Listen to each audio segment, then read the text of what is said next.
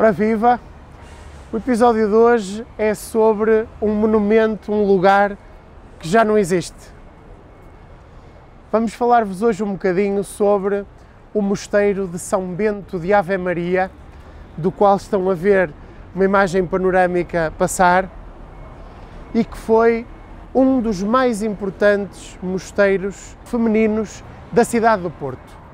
Pertencia à Ordem Beneditina e foi autorizada neste lugar, expressamente a sua construção, pelo rei Dom Manuel I.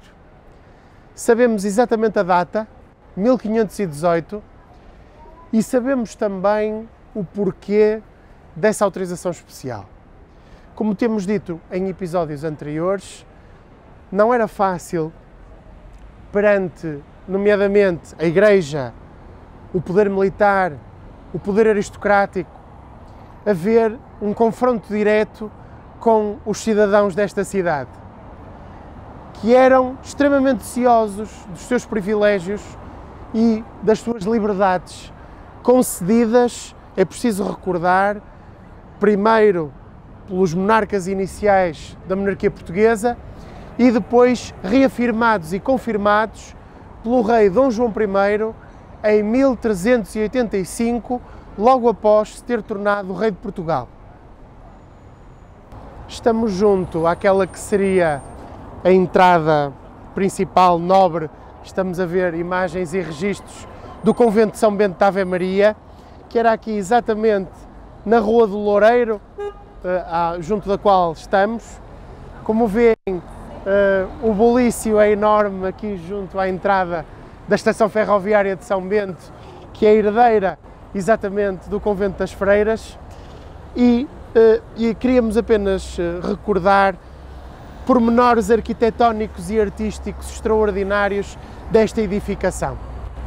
Os emadeiramentos, a parte estrutural de todo o edifício com a igreja conventual a salientar, vamos vendo imagens sobre isso, e também o coro alto, estão a ver, com o cadeiral das monjas, cada uma no seu lugar, onde se faziam, além de leituras sacras, cânticos também.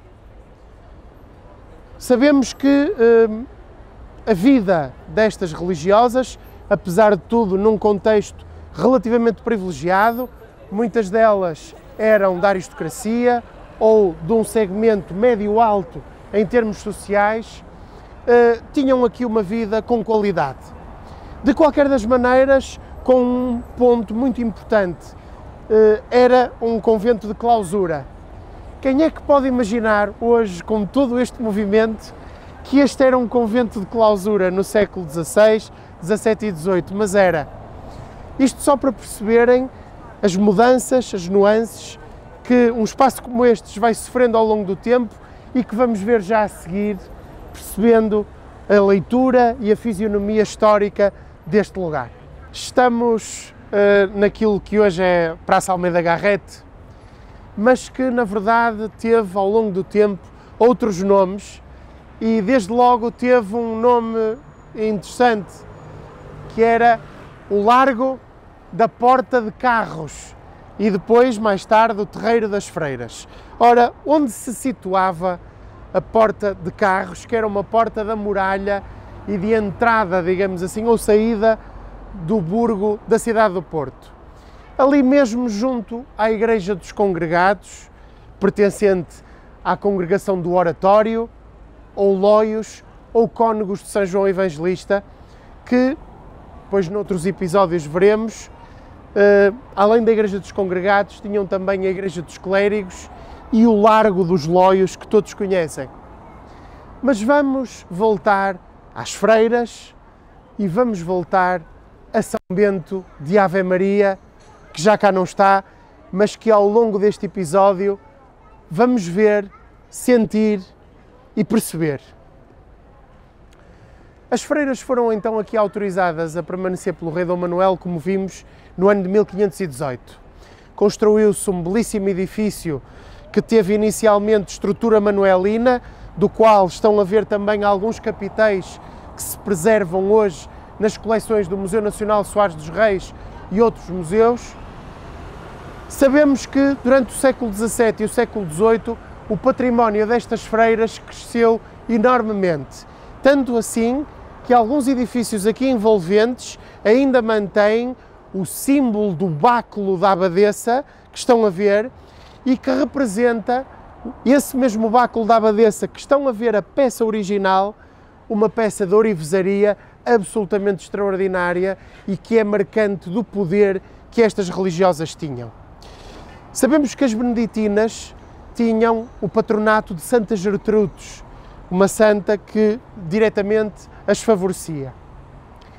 Sabemos também que muito do que aqui foi construído passou para distintos locais e hoje, se querem recordar a memória de São Bento da Ave Maria, devem ir, por exemplo, à igreja de São João das Caldas de Vizela, onde encontram o retábulo principal que estão a ver da igreja que aqui se encontrava. Encontram também em Singesverga, Santo Tirso, alguns elementos que aqui se encontravam, e nomeadamente belíssimos painéis de azulejo que estão também no Museu Nacional do Azulejo em Lisboa e noutras igrejas espalhadas de norte a sul. Foi por isso uma dor de alma ver, a partir do século XIX, a decadência deste espaço. A última freira, de acordo com o decreto de Joaquim António de Aguiar, que aqui permaneceu, faleceu no princípio da década de 1890. A partir daí, o mosteiro foi totalmente desmantelado e, no seu lugar, foi pensada e estruturada uma nova estação ferroviária para a cidade. Estão a adivinhar? É a estação de São Bento, que está aqui mesmo junto a mim, da traça de um arquiteto que temos vindo a seguir ao longo dos últimos episódios, Marques da Silva, que se inspirou nas formas do modernismo parisiense e nas novas linguagens arquitetónicas que no século XX e início deste século XX começavam a pontificar. O que é que nos fica, amigas e amigos, de São Bento da Ave Maria? Tanta coisa. O toucinho do céu, por exemplo, que era aqui primorosamente executado por estas religiosas, que tinham, como aliás todas, rendas em ovos generosas e tinham que saber o que fazer àqueles ovos todos.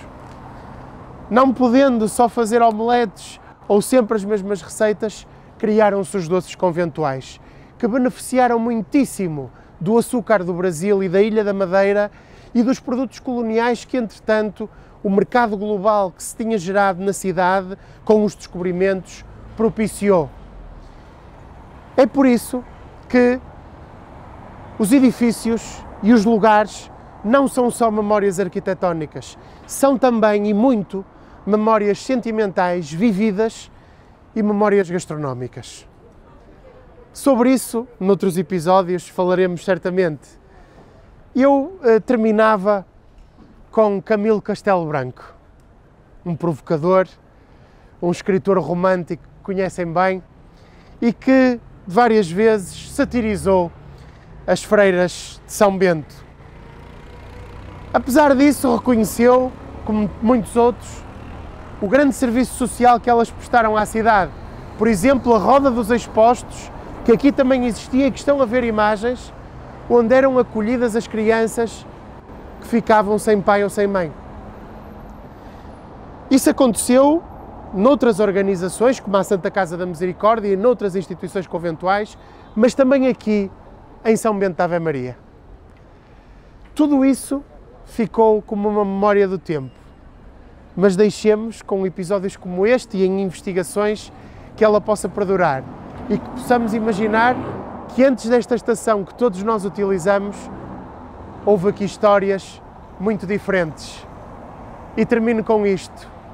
Ainda hoje, ali na estação, na qual vamos fazer um próximo episódio certamente, se ecoa o som, o ruído da última freira. Será uma maldição? Certamente que não. mas é pelo menos uma memória e um respeito que se transformou em mito e que, mentira ou verdade, persistiu ao longo do tempo. Muito obrigado, não percam o próximo episódio, porque certamente que nós não o vamos perder. Um abraço!